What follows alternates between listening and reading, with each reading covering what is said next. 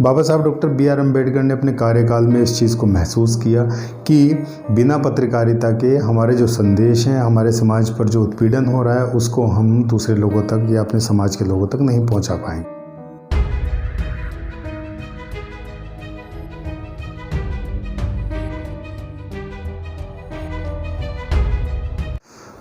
नमस्कार दोस्तों, मैं आपका अपने YouTube चैनल में हार्दिक स्वागत एवं अभिनंदन करता हूं। जय भीम, जय गुरु रविदास। देखिए, पत्रकारिता के महत्व को समझाने के लिए मैं ही नहीं और मेरे जैसे तमाम लोग ही नहीं, परंतु बड़े बड़े महापुरुषों ने भी उसके जो इम्पोर्टेंस है उसको समझाने की कोशिश की है।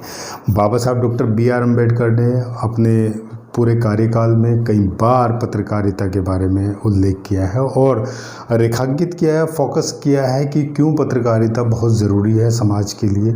असल में मैं अगर आपको सही बात बताता चलूँ तो समाज के अंदर जो भी उत्पीड़न, जो भी पीड़ा है, अगर आप उसको दिखाना चाहते हैं तो घर घर जाकर आप नहीं समझा पाएंगे लोगों को, परंतु अगर आप पत्रकारिता के माध्यम से, चाहे वो प्रिंट मीडिया हो या सोशल मीडिया हो, उसकी हेल्प से, उसकी मदद से आप वहाँ अपनी खबरों को पहुँचा सकते हैं।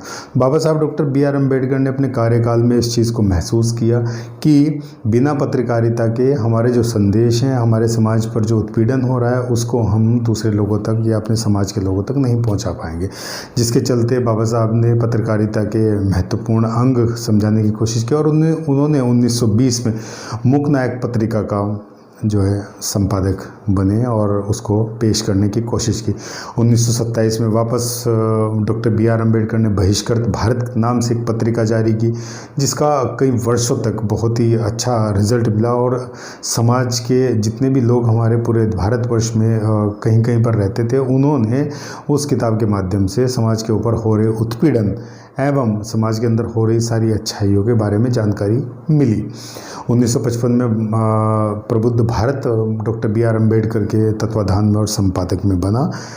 देखिए, जब मान्यवर काशीराम साहब ने बाबा साहब डॉक्टर बी.आर. अम्बेडकर की विचारधारा पर काम करना शुरू किया तो 1989 यानी कि 1979 में उन्होंने भी अपने पत्रकारिता के उस महत्वपूर्ण अंग को समझाने की कोशिश की और रेखांकित किया कि बिना पत्रकारिता के हम समाज के अंदर हो रहे उत्पीड़न और उनकी अच्छाइयों को समाज के कोने कोने तक और समाज के हर वर्ग तक नहीं पहुंचा पाएंगे। इसी के चलते मान्यवर साहब काशीराम ने 1979 में द अप्रेस्ड इंडियन नाम की एक पत्रिका शुरू की, जिसके माध्यम और जिसका काम सिर्फ इतना ही था कि दलितों पर हो रहे उत्पीड़न, दलितों पर हो रही पीड़ाएं और शोषण हो रहा था जहाँ भी पूरे देश के अंदर, उसके ऊपर चर्चा करने का उनका एकमात्र उद्देश्य था।